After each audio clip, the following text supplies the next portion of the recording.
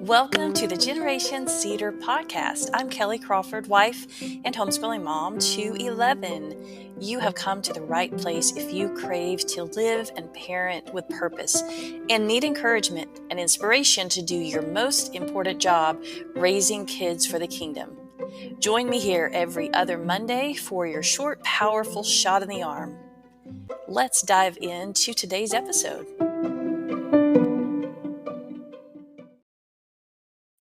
A once almost sacred event, carefully guarded from distractions, is almost just a relic in American memory. Gathering around the table.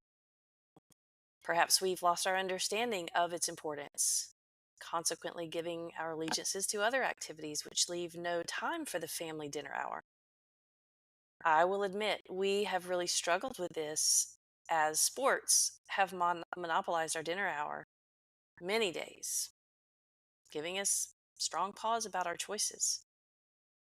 But this is a fun time of year when our sports are wrapping up, and hopefully we do have some slower days that we get to guard that dinner time again. And with Thanksgiving coming up, I just wanted to talk about the power of gathering around the table. There are studies and research that provide astounding evidence to the health benefits of gathering together around the table regularly. From lower rates of obesity to lower rates of drug use in youth. It's a very interesting study.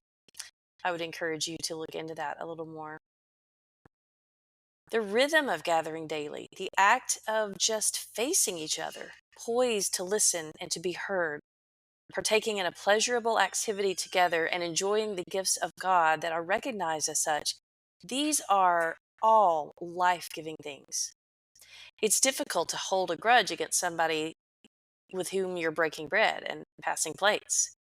Fellowship is inextricably intertwined with eating together. And for that reason, we should guard our meal times religiously.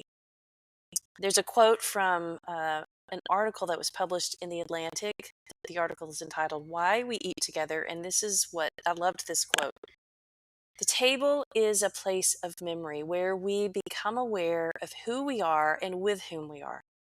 Around the table, all previous meals come together in every meal, in an endless succession of memories and associations. The table is the place where the family gathers, the symbol of solidarity, or indeed the backdrop to family woes and childhood tragedies. At the table, the eater is tamed. End quote. I've also been thinking about the biblical implications for the importance of table fellowship, and it's a beautiful thing to trace, encouraging us of even more meaningful reasons to make gathering a priority. Jesus loved to tell stories using imagery of food. He called himself the bread of life, promising to fulfill our insatiable appetites and offering us the drink of himself that will cause us to never thirst again.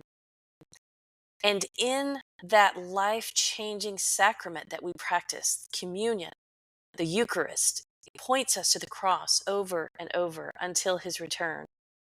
He invites us to dine with him over wine and bread. It's an intimate fellowship at his table each time we gather, so we make it a regular part of our worship, doing it in remembrance of him. And that Eucharist should spill over to our own tables. What does Eucharist mean? Thanksgiving. Ultimately, when we come to the table, the Lord's table or our own, we join together in thanksgiving because we should. We have been given life and redemption and abundance beyond that. Do our children meet with us each day in Eucharist thanksgiving? The older I get and the more I see, the more I'm convinced that there is no trait more important to cultivate in our homes than gratitude. I beg the Lord to keep my children from some of the self-absorbed, petty, and destructive attitudes I see among so many people I know. And as our thanksgiving grows, it spills out onto those around us. Scripture encourages us to be hospitable to those outside our homes as much as inside. Proverbs 11:25 says, "A generous person will prosper. Whoever refreshes others will be refreshed." When we break bread with our neighbors, extended family, or friends, there is an unspoken refreshment happening.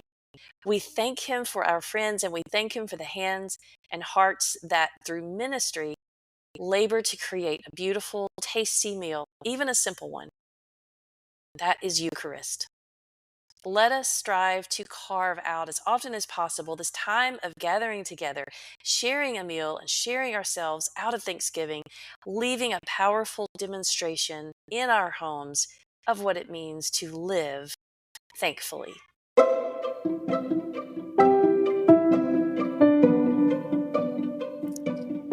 Thanks so much for listening to today's episode.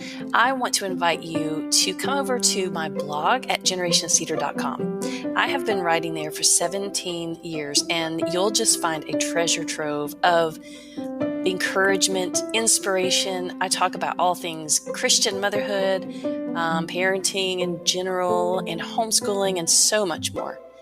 I know you will be inspired and encouraged. And I would just love to connect with you too.